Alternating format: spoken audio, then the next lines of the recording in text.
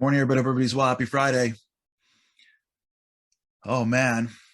Um, just as a reminder, we'll be off Monday and Tuesday this week. We have the momentum retreat for those who've been talking about it.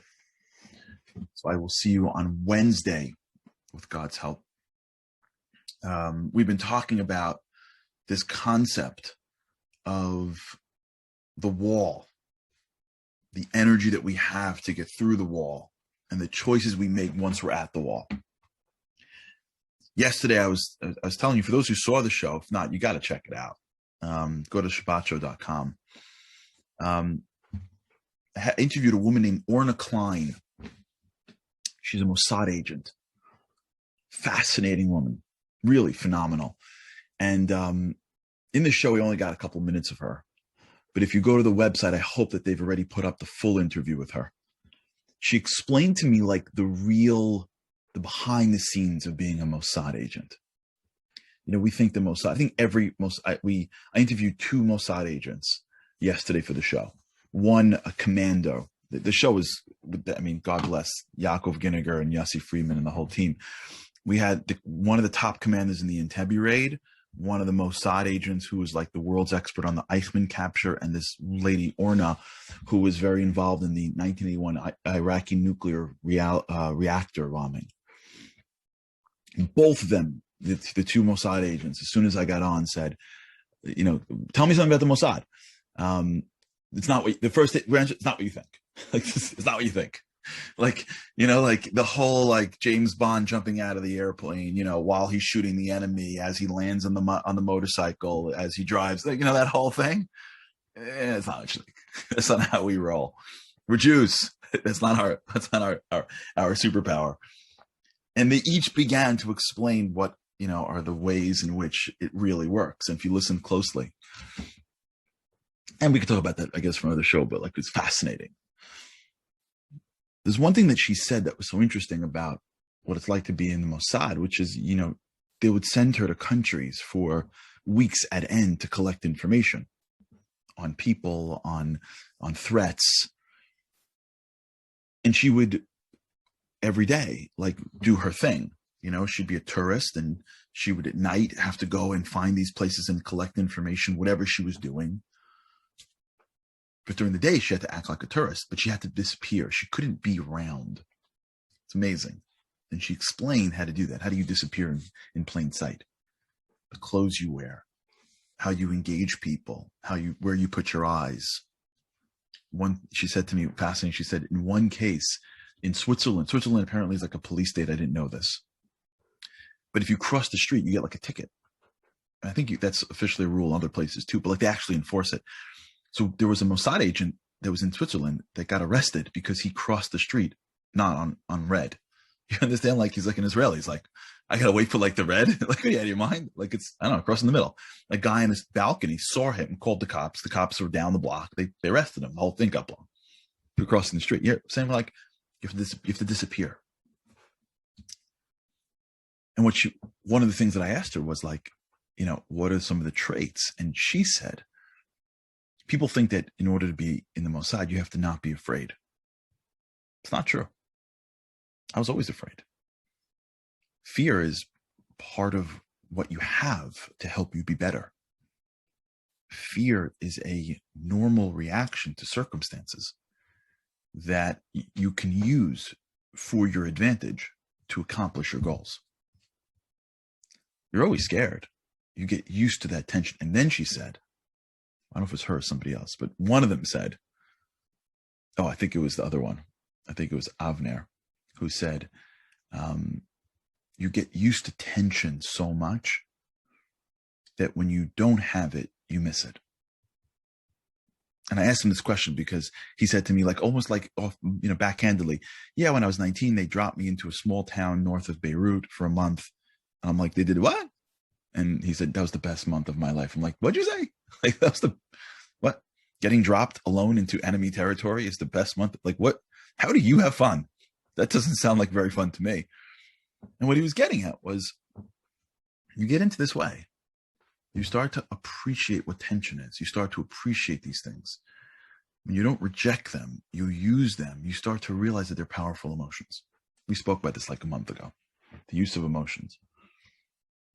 We're at the wall together for the past few days. And at the wall of our lives, we have emotions. These emotions are there to help us, to make us better. The fear that we have is an emotion that can be channeled to becoming more successful. Being brave doesn't mean not having fear. It means acting while having fear. Do you know how many people that I meet that are in the public eye that say to me that they're nervous when they get up to speak? More than not, people wouldn't know it. They just keep on going, even though they have fear. That's how it works. So when we all hit that wall that we've been speaking about, we have to all know that we all got a wall. That's how it works. That's how life works. If you don't got a wall, what are you doing here? If everything's figured out, you're just not playing hard enough. I was on the phone yesterday with somebody who was telling me that like they accomplished something financially. They were very, successful. He was explaining to me. And he was the numbers he was giving me was enough for him to, I would say, retire. But he says, I can't sleep. More. Now, I'm not judging where he is placing his desire for more. If you don't have any walls in front of you, like you're not fighting for anything. What you're missing out on the most important part of life is that you got to keep on fighting. So some people have walls given to them. Some people have walls that they put up themselves, but either way, everyone has a wall that they have to get through to get to the next little bit of our lives. It's normal for you to have a challenge. It's normal for things not to go smoothly. That's normal. It's normal to feel like I can't sometimes, or I can't do this, or I'm too tired, or that's part of life. It's normal to feel afraid. It's normal to feel nervous and vulnerable and overwhelmed. It's life. The question is, what do you do with that? And for some people, when they get that feeling, they're debilitated. They can't get past it. And they get into the world that we've been speaking about of why me, or why does this happen for, or I can't, or I'm going to see into the future and see that there's no way I can figure this out. But all that energy really only is appropriate for what's right in front of your face right now. All the energy that we're talking about, the fear and all that stuff is just energy waiting to be converted, to be honed into knocking down the wall that's in front of you just for the next few minutes, just for the next day. Where we left off yesterday was this concept that for many people, not for everybody, but for many people, the way we get through it is we're given a choice, which is to actually do the work, which is hard. Usually it's unappreciated. Usually it doesn't have any real immediate outcome. You don't make a phone call you don't have the conversation. You don't, do the right thing many times and have, you go home and there are balloons waiting for you. Lots of times in life you do the right thing and nobody knows. You give somebody else the credit. You empower somebody else and they give that to, to another person. This is like a big thing when it comes to I remember when I was young, it took me a long time to understand this. When I was young and friends of mine were all getting married and you'd be home for 18 years of your life. Then you'd go away for a year to some school or a yeshiva or something. And you'd get inspired by a rabbi there, which is fine and wonderful. You come home and then at your ofra for your parties before your wedding, you'd be thanking people. And you're like, Mom and Dad, thanks to my rabbi. You saved me. You changed me. You are me. And you'd sit in the room and you'd be like, wait, the mom and dad get 30 seconds? And the rabbi who you met 6 months ago gets 4 minutes of just, right? How did that work? And you'll see mom and dad just nodding. It's okay. It's okay. You just be healthy and well. Don't worry about it. Many times in life, you build somebody up and they don't even know it was you. They don't even appreciate it. They weren't even with you when they were too young to remember how you gave them that confidence, or you gave them the support. They're giving it over to somebody else. But you know. And you don't take the credit for it, but you know. A lot of games that we play every day, that there's no trophies at the end of those things. There's no highlight reel on YouTube for people to watch for years later. No one's putting music behind our lives for the daily battles of being great.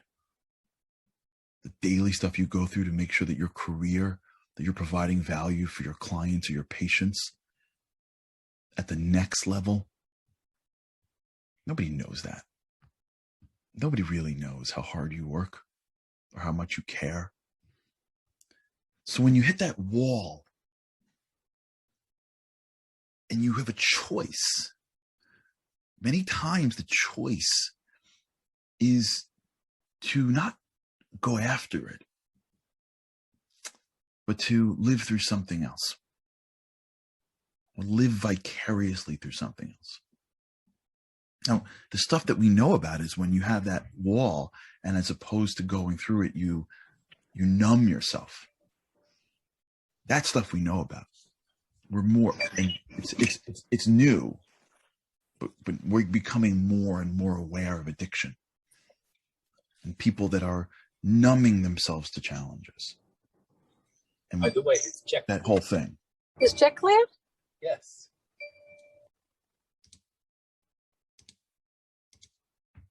But what we are less aware of are the ways that we numb ourselves to challenges by living through other things, by living through entertainment that synthetically creates the same challenge and revolution of challenge, the same character that's really us. You know, when you see, and for those of you who study film, I told you I had a brief period of my life where I studied film. It's for another conversation, where I wrote my own film years ago. When you really study film, you'll see that the greatest filmmakers and storytellers, they're not telling stories about boxers in Philadelphia or hockey players in the Olympics, or, heroes that could, see through things and break things, or that small person. They're not doing that. What they're telling stories is about you. They're personalizing stories so that somebody can see themselves in the character. When you watch sports, when you watch these things, you become part of it. Right? That's why when you go to a game, people scream, "We're number one." They don't say, "You're number one, and I'm happy to be here to watch it." They go, "We're number one." Now, if you're watching the guy in the bleachers who spent more money than he can afford to come to that game while he's half drunk, screaming, "We're number one," and then you're looking at the guy in the field who's making $7 million to play the game, I don't know if they're both number one. Like, I don't know if the player would be like, "Yeah, totally, bro. Me and you are number one." I don't think they're saying that. But the guy in the bleachers sure believes that, because we've identified with it. We're number one. The guys in the field is a piece of me fighting a battle that I want to fight for myself, but I don't know where to fight that battle. It's easier for me to see the battle in a game and to put myself in the player or in the jersey. And that becomes where I get my fix for seeing challenge and overcoming challenge, for heartbreak of loss and joy and victory. There's a great stat. Just for those of you who are aware of this, again, if you're a sports fan or you're related to a sports fan, you'll understand this. You know that, just to let you know, do you know that in every city in which there is a final game, in every city in which there's a final game, a Super Bowl, a seventh game, a World Series, the local hospitals are on higher alert the night of that game. In every city, I read this years ago, the protocol of the local hospitals is to be on a higher level of alert. Why? Not because there's riots after the game, but because when the team loses, there's a higher propensity towards heart attacks. People get sick physically if their team loses or wins, maybe. And so the hospitals have to be ready for the emotional, which then becomes the physical impact of the winning and losses of a game. Because we're number one. People are addicted to binging shows. Because why? Because there's a piece of them in that show, in that story. You'll sit with somebody and try this. You'll sit with people and you can go hours and they will go from show to show. And when you talk about their lives, it's so, it's fine. There's no depth to their struggle. But they're holding in every single character. How they juggle all those characters, it's unbelievable. Why? They're amazing people. They're caring, loving, strong, phenomenal. They don't want to be great parents. Of course they want to be great parents. Of course they want to become successful. Because when you hit the wall and your mind says, I can't, and right underneath you is a little safety net that says, come live through this. All you do is go, just give me one more second. I'll be right back. And you start to get a fix from this massive world that gives you the fix of greatness without you doing anything. You get to sit on a couch and watch it. You get to sit back and watch it. You don't got to work for this. You get all the pleasure of the synthetic without any of the work for the authentic. It's a drug. You get to feel high without having to actually do the work and getting naturally high through life. It's a synthetic. And we all do it to some extent. And what happens in our brain is we get used to it. As you hit that wall, the brain goes, you're exhausted. Head back to your room and click on. It's hard to get through this next assignment. Just look down at the screen. There's plenty of things for you to watch.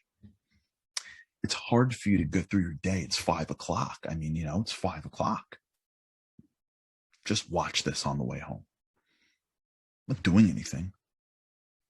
I'm not hurting anybody. I'm not ingesting anything illegal. What I'm doing is I'm conditioning myself so that when I hit my walls, I can go to someplace else that will help me feel a little bit. I can microwave the feeling. It's not the roast that comes out of the oven. It's in the microwave, so it's hot for a few seconds, but all I need is a few seconds. And I'll get the next hit and the next hit and the next hit, and then I'll be tired. And then the day will be the week, which will be the month, which will be the year, which, can you believe the decade went by? Time flies. How did we get so old? And then all of a sudden, all of those little moments that if I put them all together, would have had a tremendous impact on my life. They're just dispersed in little bits of here and there and watching and listening and getting lost in a conversation about somebody else. I disperse my energy across all these little pockets of time that lead me towards nothing. And then I'm too exhausted to muster up the courage to do big things to break down the wall. We can do this for years and never even know it. This is like how thieves work. You ever know how I'll end with this?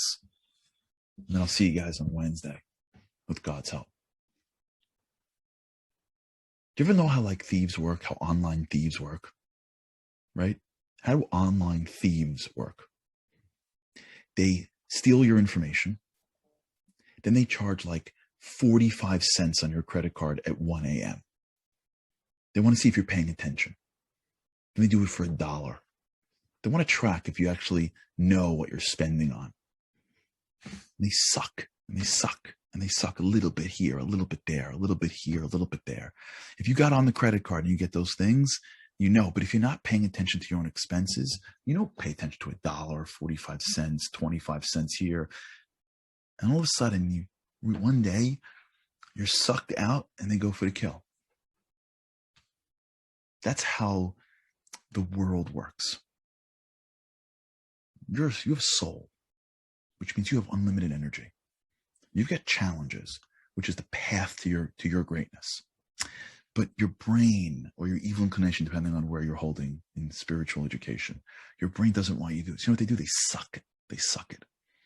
10 minutes, a half an hour, one day. And you can have a good time in life. But you know what I mean. And next thing you know, you wake up one morning and all that comes together.